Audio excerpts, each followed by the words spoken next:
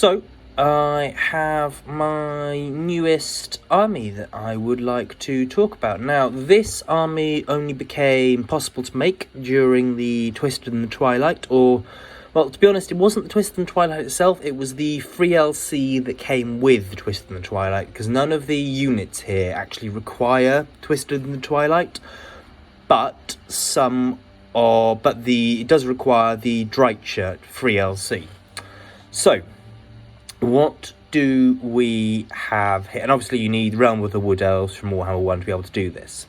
So, what do we have? Well, what we have is, as you can see, a Treeman army. I am playing as the Wargrove of Woe. And there are several reasons behind this. Firstly, 10% reduced upkeep for Dryads, Treekin, and Treeman. This is quite important because I have no settlements. I own nothing, and my army's just fine, and I'm still making a profit. That is because I've been able to stack upkeep reductions to the point where this army costs less than the inherent upkeep. So if we see background income is 2,500, and between all my armies and heroes, it's only costing me 2,200 a turn. So I make a small little profit. And obviously this did not come from my income. This came from me burning my way across half of the planet.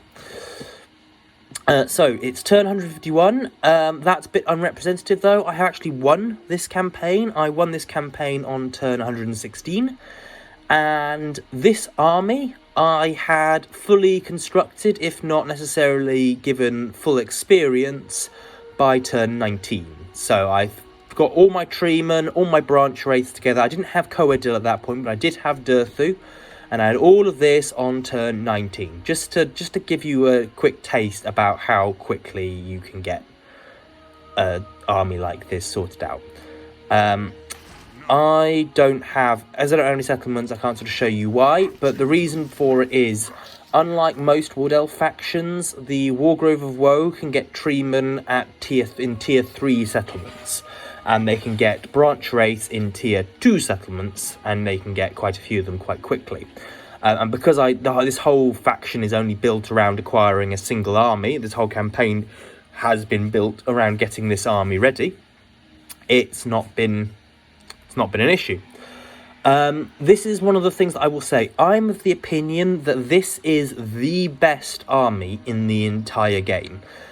Partially because it's absurdly powerful. You will find even the other armies that we featured on this would struggle to deal with this army because the inherent leadership for most of these things, 121, even with a 76 reduction, you're still looking at 45 base leadership and even more when they're actually in battle and powered up.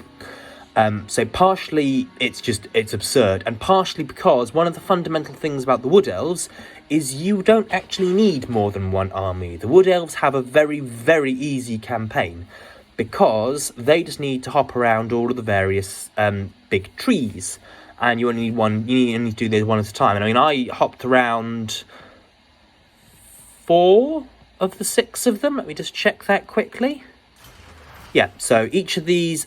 So I get 1 base amber, and then 1, 2, 3, 4, 5, 6. Okay, so I hopped around 6 of the 8 possible trees in the world to get all of the relevant amber, and that's it. And that took me less than 116 turns, and then I won the final battle easy peasy, and that was me done.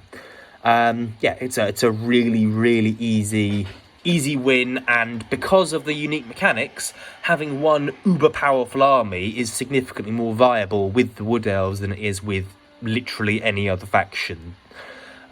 There is no other faction that has this ability on the Mortal Empires campaign. Only on the Vortex campaign is this something that you can do.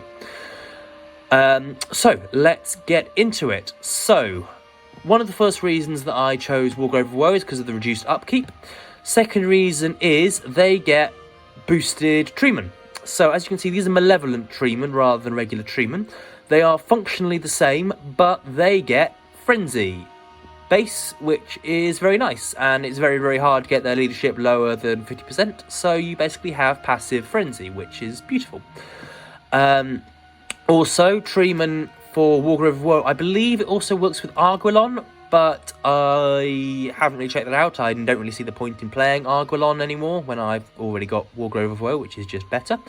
You can pick some of these aspects. Some aspect of the Birch gives bonus armor piercing damage and speed at the cost of physical resistance. Aspect of the Oak reduces speed in return for extra missile resistance and armor. And aspect of the Willow gives bonus regular damage at the cost of armor piercing weapon damage. As you can see, all of my chaps have aspect of the Oak because their speed is trash already. And the difference between 37 speed and 34 speed is pretty much negligible. They do not need more damage. 75 extra armor piercing damage is just not relevant. They will be insta-gibbing almost anyone they're fighting already. And they just basically, they don't need more stats. Stats are not relevant to them, but what they can always do with is more resistance, and 10 extra missile resistance is wonderful. So why do I choose them? As you can see, these are all rank 9 and they have just kind of absurd stats. So 173 armor is insane. 121 leadership is very, very strong. I mean, leadership isn't really a big issue. You'll very rarely suffer enough morale penalties for this to actually be a problem. Only time you probably would do is if you were fighting one of the leadership bomb armies we've displayed on this channel already. 61 melee attack is good but not great, but that's a bit misleading, and I will, when I do a battle with this army, you'll sort of see what I mean when I say that. 94 melee defense is really, really good. That's really, really helpful. It's not melee defense. I'll say melee defense isn't amazing on monsters because their very small arcs of sight mean that they are more vulnerable to rear attacks, which reduce melee defense, but they're still very nice. 455 weapon strength, of which most is armor piercing, it's glorious. It's a huge amount of damage, and they do a lot of splash damage. And 75 charge is really, really good. There's nothing really to say about it, but their stats are not what make them superb. What makes them superb is their abilities. Oh, also loads and loads of HP, and as you can see, really, really cheap. 34 price for each of them, which is thanks to various stacked bonuses.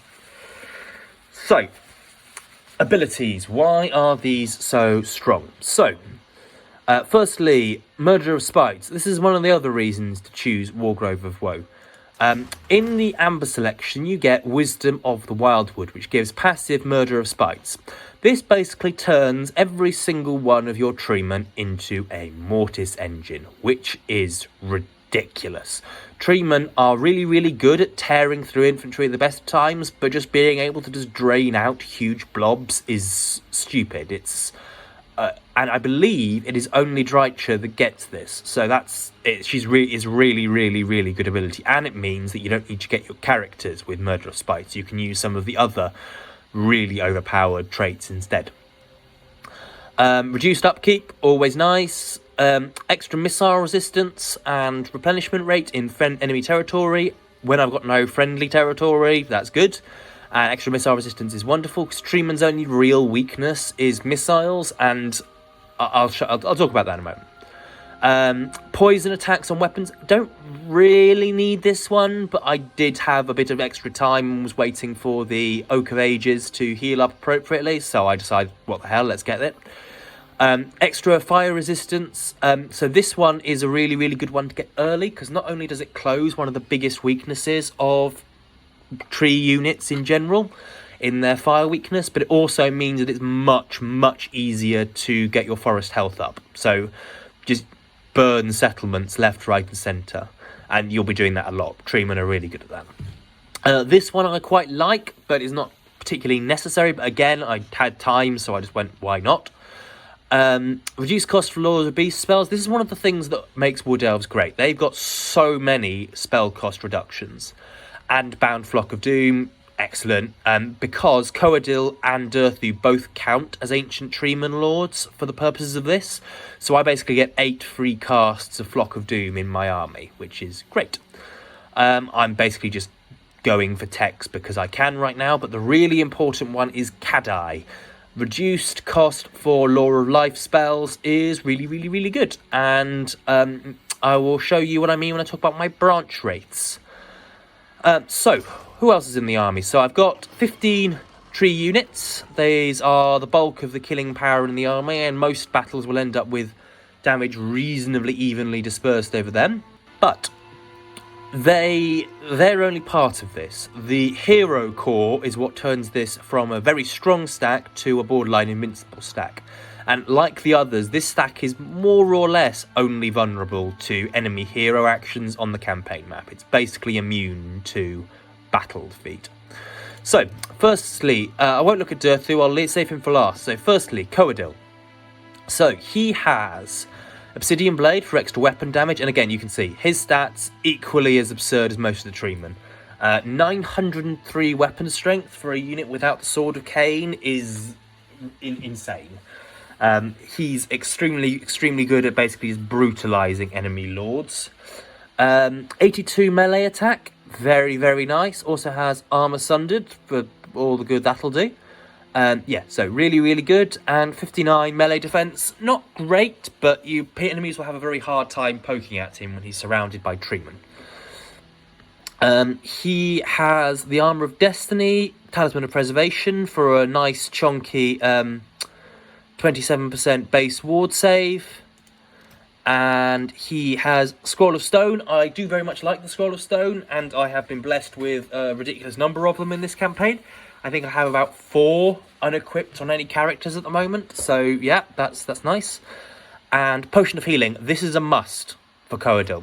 He does not have any inherent healing, and he's one of the only 2 heroes on here without inherent healing at the moment. So, and he's got a huge amount of HP, so that extra bit of healing is really, really good. So, having looked at his equipment like that, let's have a quick look at his other followers. So, Forest Spirit and Vor's Anvil Smith are the 2 I want to look at.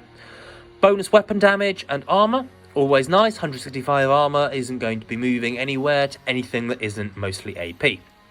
And Forest Spirit, bit of extra magic resistance and enemy leadership -5 in local region. Basically helps to make them a bit of a leadership bomb, just like the other armies we've looked at. Forest Spirit and Vor's Anvil Smith are equipped on all of my characters here because they are 2 of the best followers in the game. And yeah, I mean, if I had to put together a wish list, it would be these 2 and a few of the Lizardman followers that we looked at when I was doing the Mazdamundi Fear stack. So yeah, so that's his equipment, and then we've got his skills. He's got enough skill points to pretty much max out all of his campaign skills, and the only reason to put points into his campaign skills is if you... I mean, there is no point. I don't even know where I was going to go with that. There is no point putting him into his campaign skill because you want him in your army, because he hands out gifts like you wouldn't believe. So, firstly, Exile's Return, bonus armor for everyone. Yay, love it. Annoyance of Netlings for Dryad units. If I had Dryad units, it'd be more significant, and if I had rank 7 Dryad units, it'd be a lot more significant, but it's a nice ability. But the armor is the important part. Reduced cooldown. Not a huge amount of benefit to that. The main thing I get from it is Blight of Terrors, but it's not a particularly useful ability. And Howl of the Forest, always nice, but he's one of the very many vendors of that in this army. With Wargrove of Woe, for the tree units, you can only get Howl of the Forest with one exception that we will get to. So, Howl of the Forest, you're going to have many sources of it, and it's not necessarily relevant, but I had points to spend, so I thought redundancy is bliss.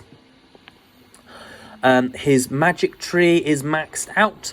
I'm going to be honest, the main thing that I use his magic tree for normally is Arcane Conduit, because he's the least useful of the various spellcasters in this army.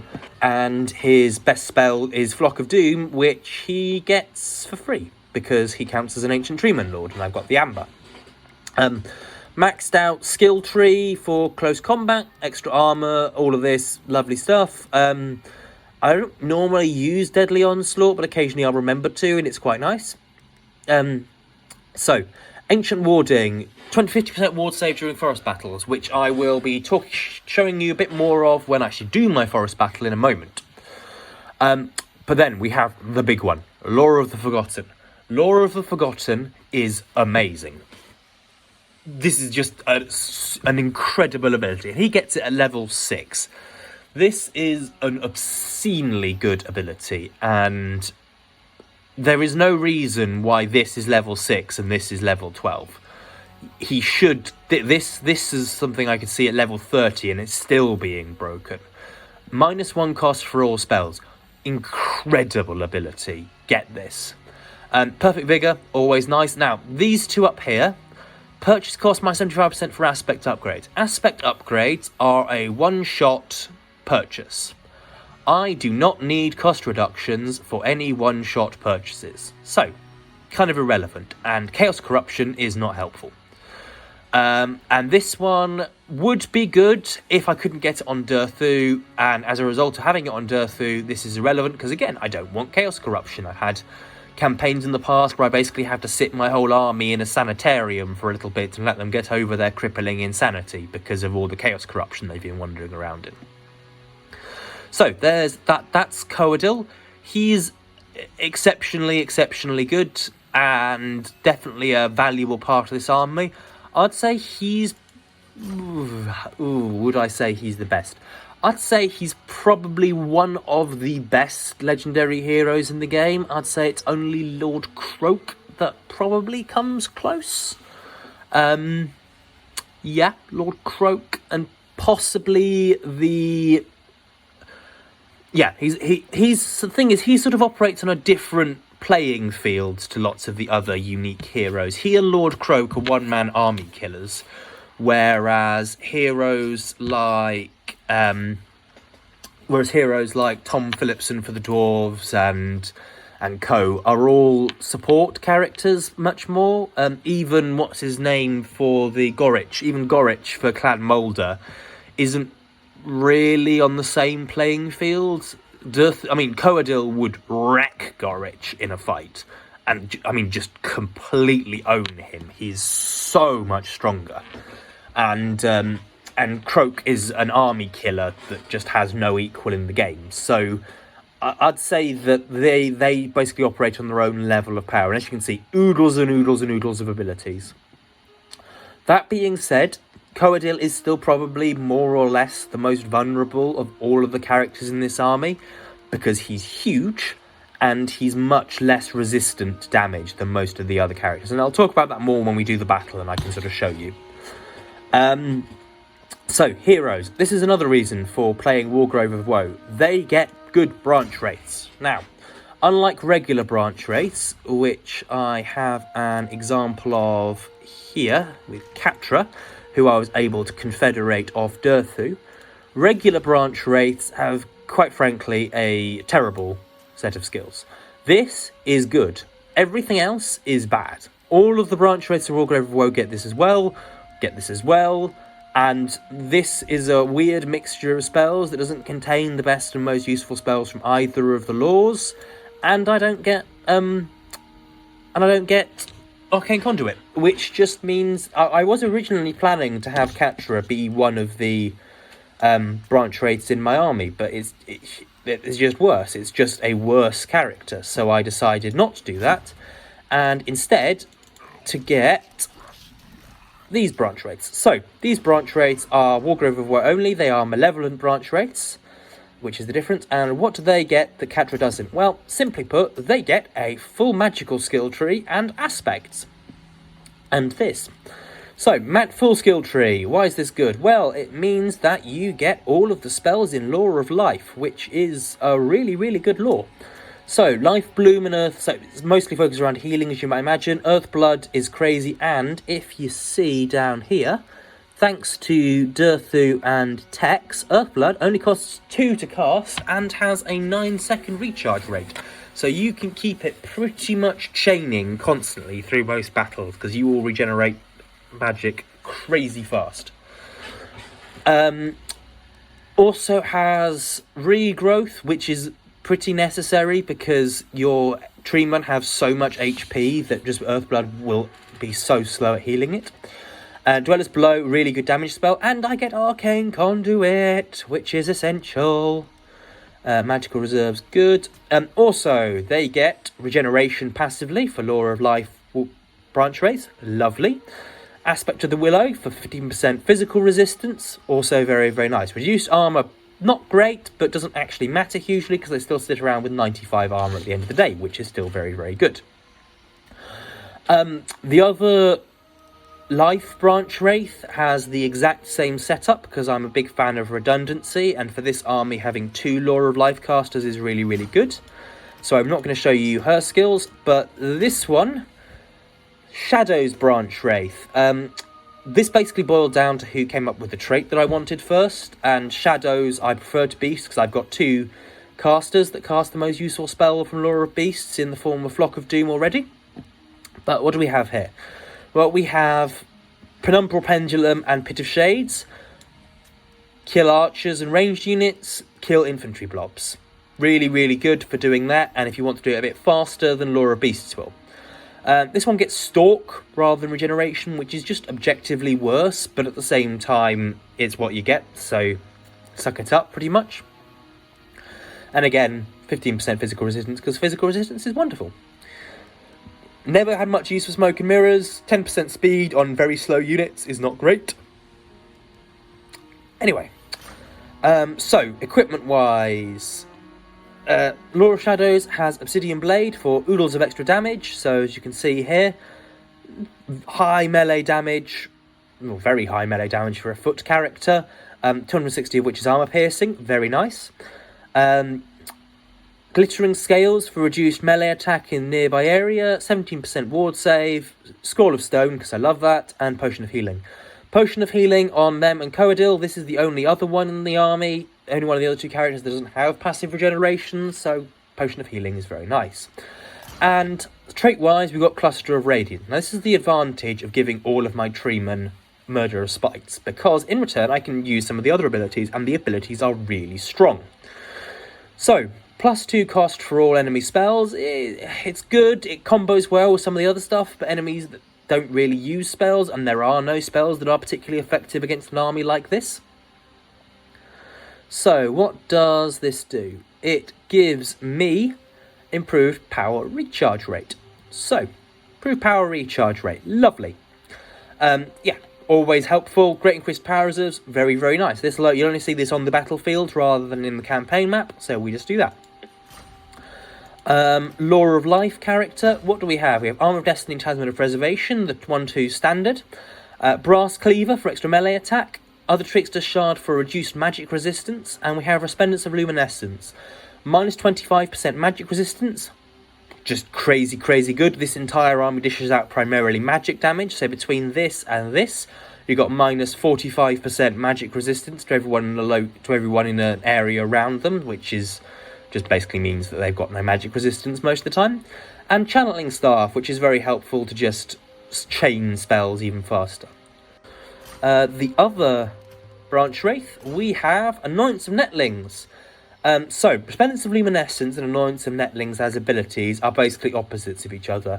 This one nerfs enemies, and Resplendence of Luminescence boost friends by the exact same amount. So, +5 melee attack, +10%, +10%.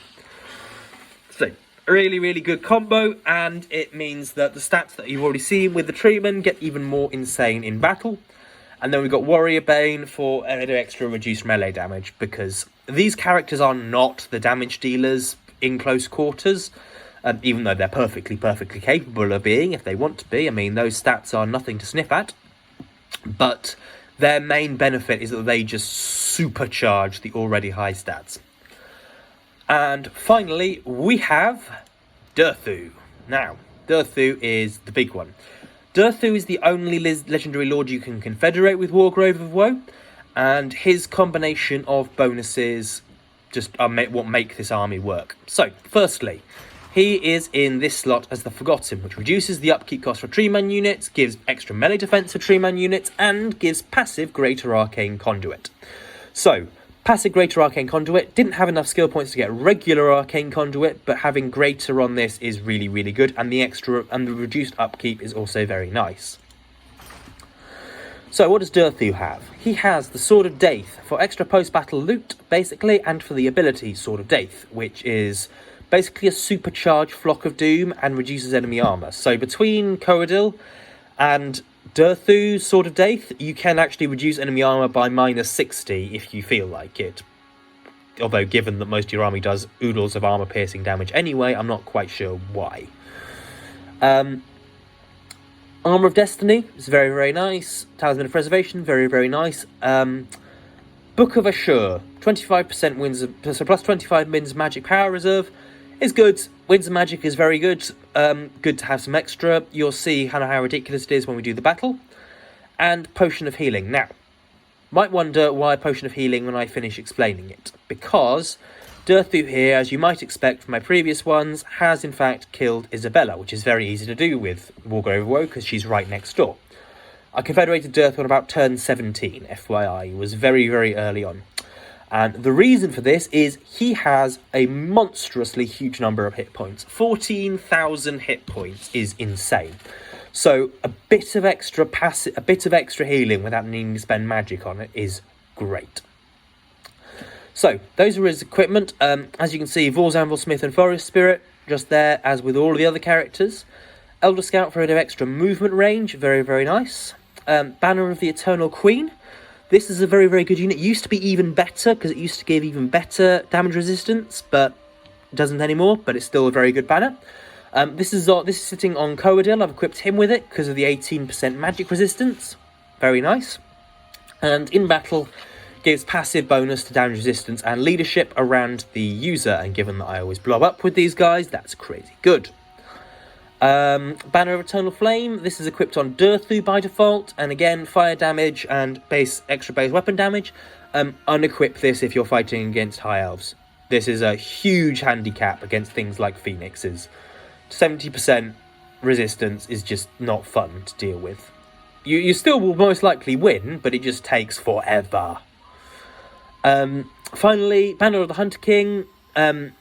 Vanguard deployment is absolutely pointless because the entire army vanguards anyway, but it gives again, passive bubble of bonus charge bonus and bonus melee attack. Again, fear, totally useless. The entire army causes fear anyway. And why is Durthu such a beast? Well, he has, believe it or not, gone and fought a lot of things. Some of these I did, well, almost all of these I did. One exception, apparently this Durthu killed Morgoth the Shadowgave very early on.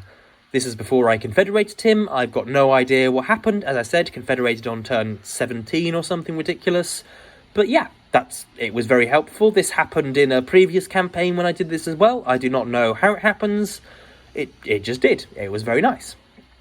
Gore Drenched, plus 20% hit points. Part 1 of the reason he has such an insane number of hit points. This was a pain to get because I basically had to suicide huge numbers of my Dryads into the undead repeatedly. But worth it, because that's a lot of hit points. I mean, what is it? So his base HP would be about 10,000. So, yeah, that would be 2,000 extra hit points for that trait. So, definitely worth it. Taskmaster, very easy to get. There is no reason not to be in March stance with this army. Slayer King Slayer, Pulverized Ungrim, Legend Slayer, Kill Gotrek. Not really necessary. There are very few occasions where an enemy is able to break this leadership, but it's a fun one to have. Siege Expert, you will get this playing as the Wood Elves. You just will. There's no escaping it. Really, really unhelpful, but it's just something you pick up. Sea Legs, this was a deliberate one. I just sailed around on the sea for a little bit just to get a bit of extra movement range, which is always good. Throg, Nakai. Nakai was a weird one. Nakai literally just popped up next to me one turn, and then I beat him down, and he was gone again the next turn. So, what can you do? Isabella, always really, really good. The Wargrave of Woe is really well positioned to get a lot of really good traits. So, Isabella, Balthazar Gelt, Azhag, and Wurzag are all reasonably close. Durthu started off reasonably close to Heinrich Kemmler, so I went and punished him nice and quickly. Bit of an excursion to get Rakarth. Thorek was a weird one, but I do have to teleport right down next to him for the Bowmen of Orion camp. I had to convince Silostra to reincarnate to get this one because she, believe it or not, died super early. As opposed to Throt, who was actually on a bit of a roll here until the first Chaos Invasion arrived and then got stomped. This was a ridiculously easy one to get. I have no cities, so it's really, really hard to be close to your capital city. So it's got lots of very good traits, which makes him extremely good. Again, killed lots of captives, gave me even further enemy leadership reduction. So Durthu, very, very, very, very, very strong fighter, really, really, really good leader, and his passive trait just is superb for Treeman. So that's these are his skills. As I said earlier, with Coadil, gets awakened forest attrition on local enemy armies, which is nice. It's not really been of much relevance, but it's just a fun one to have. Stops them from recovering. All of the combat boosts that you can get. I didn't bother going too deep into magic because the other characters in this army do magic much better and with much more useful spells. The only thing that I kind of want from this one, further than I already have, is Arcane Conduit. I'm not paying... How much would it be? It'd be 1, 2, 3... Not paying 8 more skill points just to get Arcane Conduit. Flock of Doom and 4 Arcane Conduits in the army, plus Greater Arcane Conduit and Cluster of Radiance is more than enough for that. Red skill line, pretty much what you'd expect. Very, very nice. Got Stand Your Ground, just because it's fun, just to see my stats go through the roof occasionally. And then the blue one. So, this is an interesting one. This whole character was designed so I wouldn't have to worry about... Was designed for this army. So I haven't put any points into anything that I didn't want for this army. Which is why we've got nothing in Growth of the Forest, which is a really, really, really good thing to get, especially on your early lords. Haven't got much in ambushes, because there's no point ambushing with this army. And haven't got many points in either of these or this, because I'm not going to get much replenishment anyway, because I'm not in friendly territory. Do not need further upkeep production, I've already got enough. And this is very useful for getting all the magic items that I want. So, that's Durthu. So that's pretty much the army comp we've got here. It's very, very nice, pretty brutal. That I didn't notice was on, but hey-ho, what can you do? You get these things, and yeah. Yeah. But I've burned a lot of settlements in this campaign. That's basically what that's telling you. So yeah, so that is, as you can see here, again, no settlements. Although as you can see from the map, I have hopped around the world quite a bit. So, that is Durthu, that's my setup, that's my build. I'm waiting in a forest, and I will show you the battle in a moment.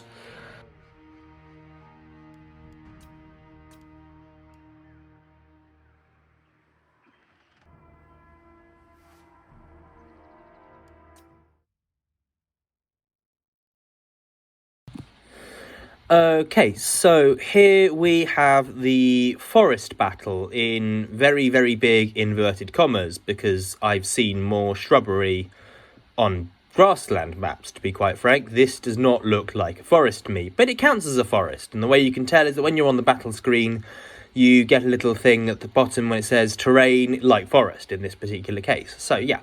So, I was kind of hoping there'd be a bit more trees, but this will work for now. So what we have is we have our army clustered here.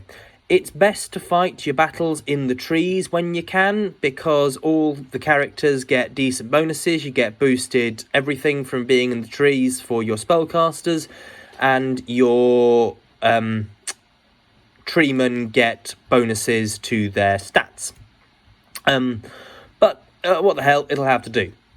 So, why am I looking at this? Well, I'm looking at this because it's in a forest battle that the treemen get their greatest benefit. And I can sort of show you here the effect that all of the various auras have on stats. So, let's look at Malevolent Treemen first. Hopefully it will stick with that. Oh, for goodness sake. Right, so, Malevolent Treemen. As you can see, very straight away, their stats have kind of gone a bit insane. So, 173 armor, always nice. 162 leadership. 162 leadership. This is partially because they all get major bonuses to forest battles, and partially because, and partially just because they're in close proximity to all the various characters they're in proximity to, and all the various aura effects, as you can see at the bottom, are popping. 116 melee attack. So this is why I said hold on a moment when I was talking about the melee attack earlier only being 60 something.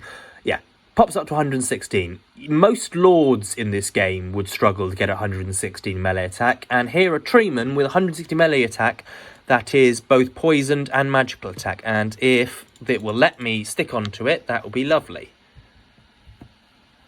Let's have a look at this. So, got this.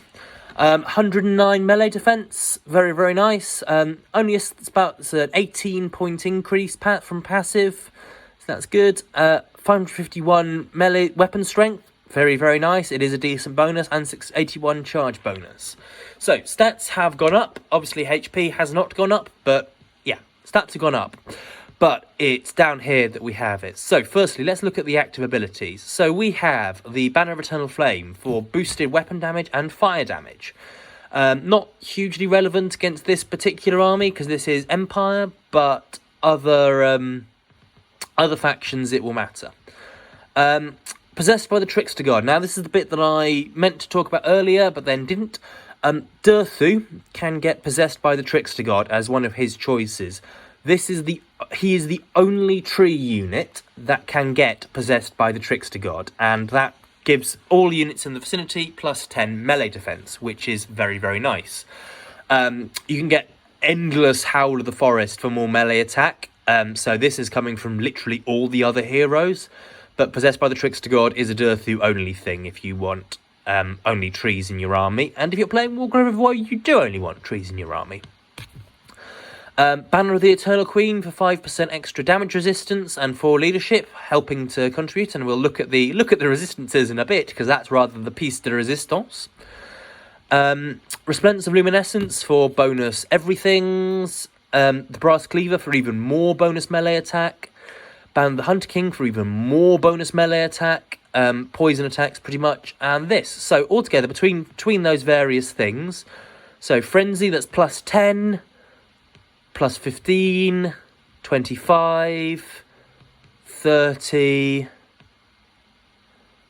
40. So that's plus 40 melee attack, just from the various aura bubbles. And on top of that, because we are fighting in a forest, which you should almost always be with Wood Elves, because you can basically pick and choose where your fights are, and the only time where you really have to stand your ground and fight is when you're defending a tree, which, believe it or not, is a forest. I believe all the Wood Elf settlements count as forests, but don't quote me on that. So, what do we have resistance-wise? Well, we have 30% ward save just from being in a forest and from the Banner of the Eternal Queen. That's 25% ward save from fighting a forest battle, and then 5% from Banner of the Eternal Queen. So 30% ward save. That's more than you can get with most characters in this game using items. There's a handful. I mean, the factions that can get more, we've pretty much already talked about. You need either the Sword of Cain, or you need to be playing with Lizardmen to get a higher ward save than this. So, yeah, really, really, really good. 30% physical resistance. This is just passively there. I believe you can get higher than this with both Dryker and with other Treeman Lords, but it's not really necessary. 50% missile resistance. Again, this is just passive. You cannot really improve this any further. This comes from a combination of techs and skills. So the second tier red line skill for high tier treemen gives them 10% missile resistance. The amber tech gives you 10% missile resistance, and the trait and the aspect gives you, I believe, 10% missile resistance, or on top of 20% base, which gives you 50% missile resistance, which is just lovely. 45% fire resistance, which is partially counteracted by the 25% fire weakness. That's basically a 20% fire resistance, which, I mean, you've got fireproof treatment. It's always nice. Particularly relevant against things like Sisters of Avalon. But as you can see, between that ward save and physical resistance, you've got 60% melee, 60% resistance against all physical attacks. You have 90% effective resistance against all missile attacks, and only 10% magic resistance from Durthu. But between that and the crazy high missile resistance and the ward save, you're maxing out your resistance to magical missiles, so it basically requires close combat magic damage to beat you. And, I mean, as soon as anything closes in with you in close quarters, they're going to get pulverized. So that's the Malevolent Treeman. This is where this army really comes together. So, ridiculous resistances, and then if we have a look at Coadil, we have a quick looky-see, and I can orient the camera properly. If we have a quick look at Coadil,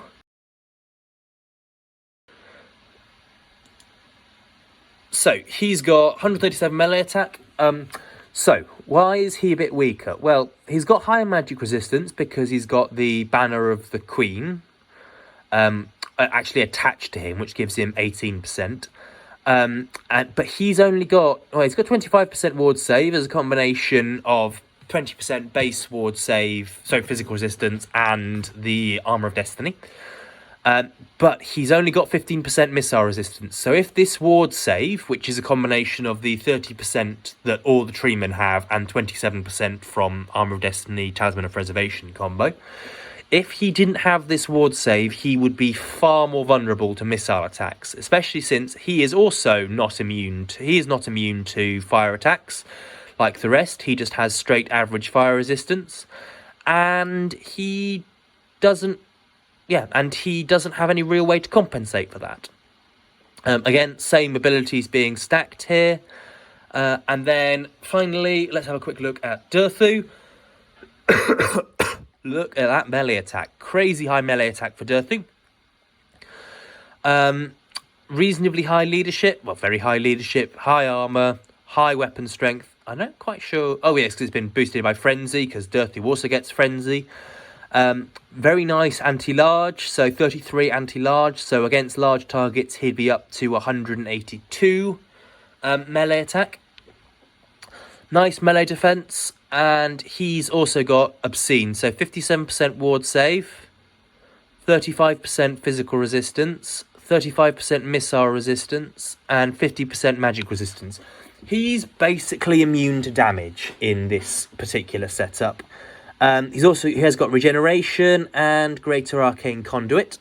So yeah, he's got plenty of saves. So let's actually see how this battle goes quickly. Well, I know how the battle goes, but let's see how it goes. Right, so this is where I actually remember and command them all to fight him, and just look at this guy getting chonked apart. He just gets absolutely ruined right there. No chance of saving it. We have the Demigryph Knights coming in with halberds. So these are anti-large cavalry, and oh look, they just got melted. Yeah, absolutely melted. No real damage done to anyone in the army. Okay. So let's see how this all goes. So yeah, it's a bit busy, lots of things happening, hence why we aren't getting the smoothest effects in the world. There we go. Oh, and there we go. We have the Stand Your Ground from Durthu popped. So that's all the Treemen up to 133 melee defense, just in case you thought their stats weren't high enough anyway. And I believe at about the same time, I'm going to be popping... yeah, there we go. Deadly Onslaught has been popped for the characters. So let's look at Coadil. 137 melee attack and 98 melee defense. So he can go absolutely ham. So where's Durthu? Yeah, and Durthu, 149 melee attack and 119 melee defense. So yeah, so he's just a beast. There aren't really stronger characters than this in the game. Tyrion with Sword of Cain, maybe, but nothing else. And here we go. So this is a combination of, well, firstly, let's just quickly admire all of the debuffs that are being applied there. So we've got, let's see exactly what we've got. We have Sword of Daith, which causes damage. We have Glittering Scales to reduce melee attack. We've got Warrior Bane to reduce damage. We've got Anointed of Netlings to further reduce melee attack. And we've got the other Trickster Star to reduce magic resistance. So, as you can see, 30 melee attack, 38 melee defense on Demigryph Knights with Halberds. So, with their anti-large bonus, they're up to 50 melee attack. So, they're going to be at minimum hit chance with 55 melee attack. So, yeah, quite powerful. And yeah, so I'm just dropping my various bubbles of passive damage. So that's Flock of Doom and Sword of Daith, and then dropping rocks on their heads. So that's nice. Yeah, so I mean, every battle is basically just going to turn into you as a blob hitting the opponent, just slaughtering everything nearby, and then you turning away and going and slaughtering something else. There's very little that most enemies can actually do about this. Yeah, I mean, you can see the Murder of Spites is affecting all of these units, and then we're dropping another one of my free Flock of Dooms. I did not cast a single Law of Beasts spell this entire battle. This battle was exclusively Law of Shadows and Law of Life.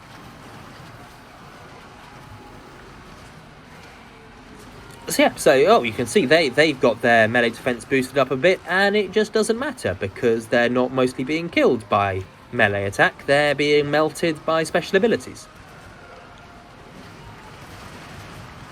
Yes, oh, and there we go, more rocks falling, everyone dying, that's the way we like it.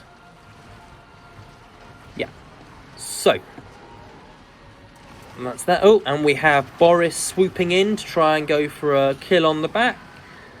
And, oh, he's going to get melted. Yes, there we go.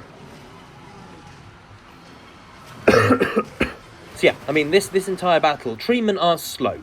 I mean, 32 speed. They are not going to catch these dudes. 35 speed. They're not going to catch up to them. But it doesn't matter. Oh, there we go. Boris getting melted. Despite his regeneration. Doesn't matter. He's still dying. Yeah, so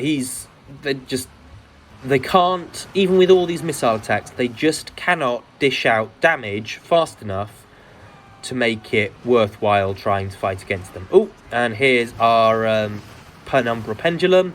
This is why we have Penumbral Pendulum, is just for killing off archer units, because as I said, they're not going to reach you, and it does get very, very tedious trying to catch up to enemy ranged units. But I mean, you can just see all of my dudes are still at more or less full health, and they are just eviscerating the opponents. There's just nothing that they can really do about it. So yeah, I don't feel any particular need for us to watch the entire minutiae of the battle. Yeah, just getting repeatedly charged by everyone and just turning around and melting them in return. So yeah, it's not really much tactical depth to using this army except to just spam spells. I mean, even look at that. I mean, even the wizards are up to 114 melee attack and 579 melee damage. They're insane. This is a ridiculous army that shouldn't be as powerful as it is. But yeah, I'm going to pause it there. That's pretty much how all battles with this go. You melt the melee troops, and then the ranged troops will just keep shooting at you, and it really doesn't matter what the ranged troops are, because you're all single entities with boatloads of HP. Cannon fire, archer fire, etc. just does not matter. So, but there is a section I would like to show you at the end, so I will cut here and I will pick up again once the battle is over, because I'm just going to waddle between various targets, get into close quarters, melt them, waddle off again. So yeah, so at the end I just cast a few healing spells just to recover some some of the sort of scratch damage that they'd inflicted, because you can basically just chain off healing spells until the rest of the enemy army had left. So yeah, so these are the various stats. So I believe, yeah, so here we go. So Durthu got almost 6,000 damage value. Coadil, again, just over 5,000. And most of the treemen got quite substantial damage values. Because these were not weak armies. It was two and a bit armies, and they had a lot of Demigryph Knights. There were 4 steam tanks between them, a lot of really nasty units, and it just didn't matter. These are the sort of armies that most factions would have to properly plan ahead to deal with in the late game, and they just cleaved through them. Look, wasted their entire ammunition, 500 damage value, and my treemen all came out of it at full HP. All of them. There was I actually ended the battle with more HP than I started, even against armies like this.